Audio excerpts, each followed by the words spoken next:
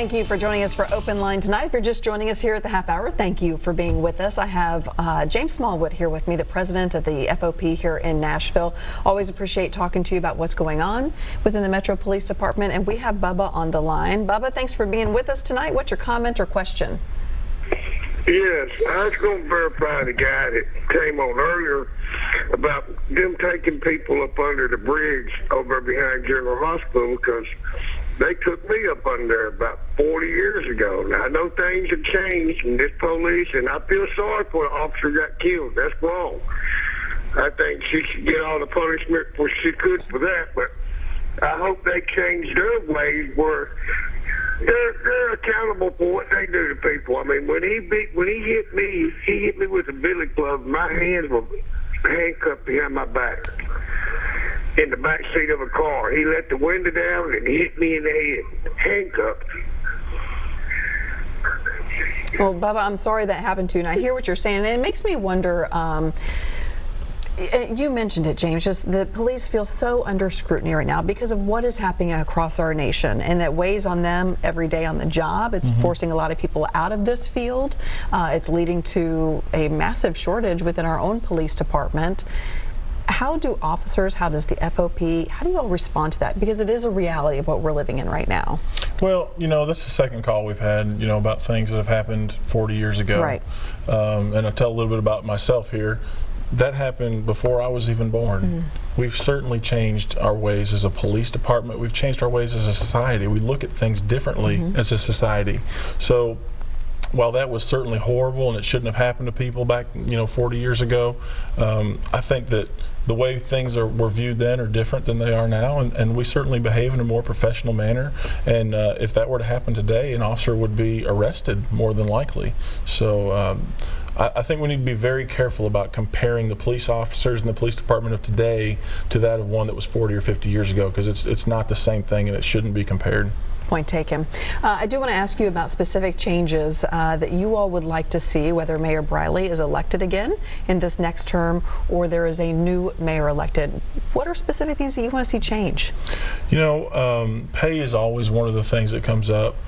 We are not comparable to the major cities across the country. We've been comparing ourselves to the same cities we compared ourselves to 20 years ago. And as I just said, we're not the same as we were 40 years ago. We're certainly not the same as we were 20 years ago.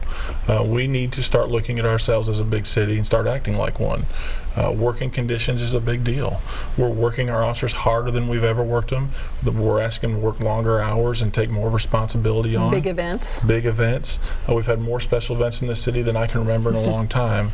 That requires officers to work overtime. Now there's a shortage, so they're working more overtime than they were in the past. They're not getting the time to decompress. So we need to see an increase in pay for the job that we're doing, which is harder and longer, and there's more responsibility placed on us, and we need more people to do the job. There's just not enough of us to go around. There's not enough of us to answer calls. There's not enough of us to do the community service we want to do, and we need the equipment that we need to do our jobs, and we need it to be well composed, well taken care of, and we need it now. We don't need it 6 months from now or a year from now. If we don't have the equipment we need to do our job, we can't serve the public. What equipment shortcomings do you see right now? You know, we're looking at vehicles that are aging. We're looking at just infrastructure in the police department that's aging. We've got some of the oldest buildings in the metro government are in the police department, and it's time to start making sure that those things are updated, that we're taking care of the equipment. For instance, how long have we been waiting on body cameras? A long time. It shouldn't take that long. I can tell you that many of the officers I've spoken to said, man, I wish I'd had a body camera in this instance, because the scrutiny is placed on them and they're automatically assumed guilty. And they know that if they had that camera on them, they would be able to show, no, look, this is really what happened. Now, sometimes our officers are going to make mistakes, and those body cameras are going to be there to catch those mistakes, and we'll deal with that when it comes. But for the most part, those things are going to show our officers being professional and doing the job that they're expected to do day in and day out. Equipment like that shouldn't be delayed. Funding for stuff like that shouldn't be delayed. Funding our officers and their pay plans should never be a negotiating tool. You should make sure that your employees are valued and appreciated so that everybody sees Nashville Nashville is that shining city, and they want to come here and they want to be a part of it. Right now, they don't want to be.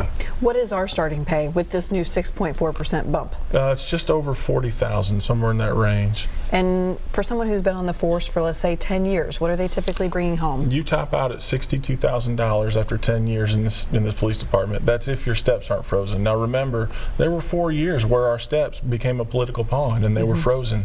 So there are a lot of officers like myself. It'll take 15 to 20 years to top out in the pay scale because of that.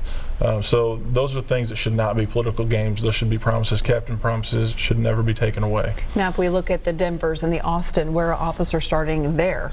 If you look at cities like Denver, I think they're in the mid 70s, and they top Starting. out. Yeah, and they top out in the 90s. I don't have obviously don't have it right in front of me.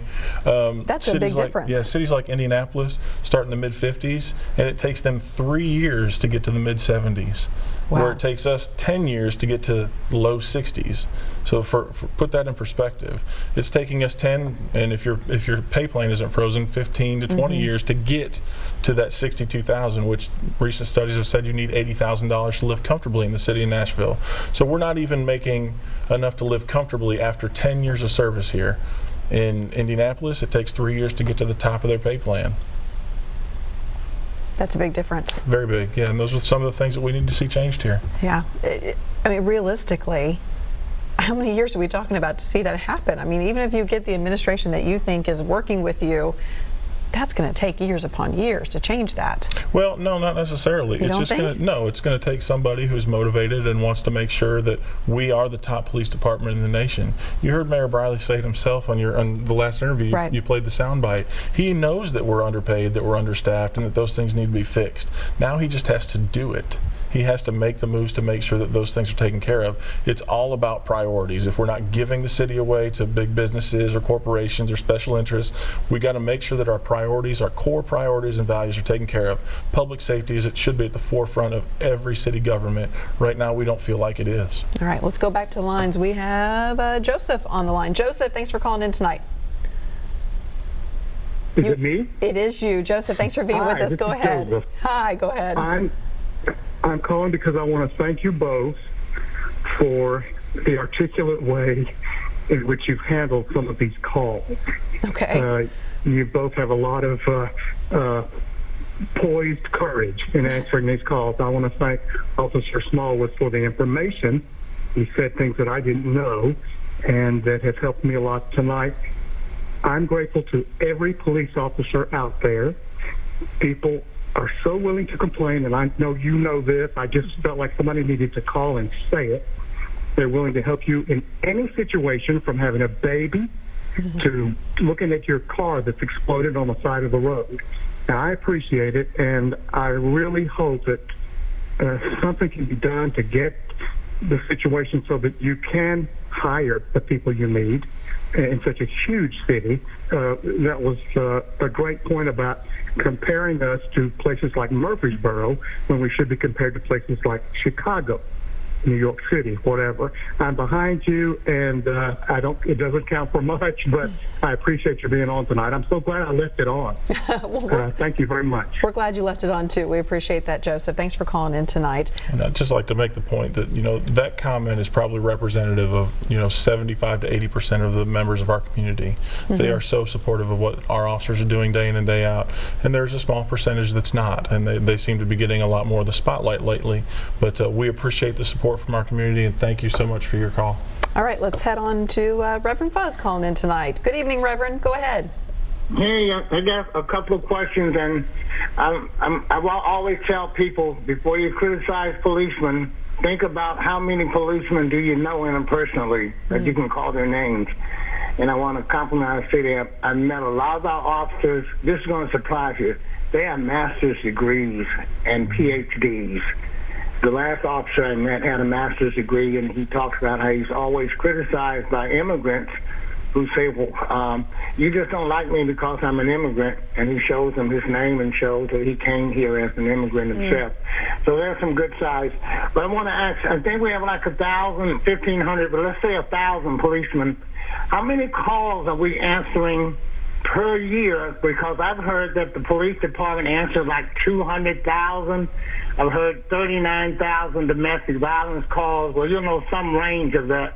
So if an officer, if we're doing 200 or 500,000 calls a year, with 1,000 officers, that means that they're doing like 10 calls a week maybe, or it might be less than that. So answer that to me. How does 1,000 police, 200,000 calls, how is that a lot of work? Because that would only be like 1 or 2 calls per week.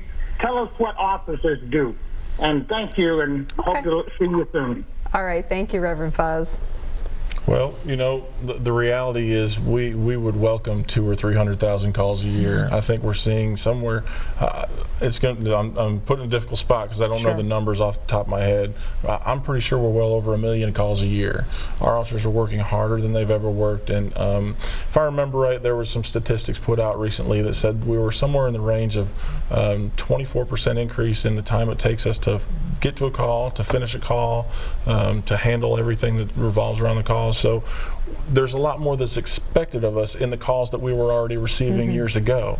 We have to do a whole lot more and take a whole lot more detail into account. So it takes us longer to finish those calls, and certainly with fewer officers on the street, it's making things longer and harder to get to. And with you know, 1 million calls or better a year, that's a lot of work for us to take on. And it just brings to mind that officers are called into so many roles, just like our previous caller said, you know, from delivering babies on the side of the road to helping to fix a flat tire, which is always out of the kindness of their heart. But, you know, social worker, marriage mediator sometimes, you know, the police officer, so many different roles, and it's just got to be exhausting sometimes. You know, police officers aren't called to birthday parties and weddings. They're called into the middle of people's crises where they need somebody to step in, intervene, and try to manage that situation to a calm. So yeah, they do that day in and day out, whether it be delivering babies or changing tires on the side of the road or just general assistance to the public. And sometimes we have to get involved in apprehending violent criminals and getting them off the street. That's our job, that's our role, is to promote public safety. So yeah, we see a wide spectrum of things, and we're proud to serve the community, and we appreciate the support they give us. Okay, we have to take another quick break. More of your calls coming up next. Stay with us.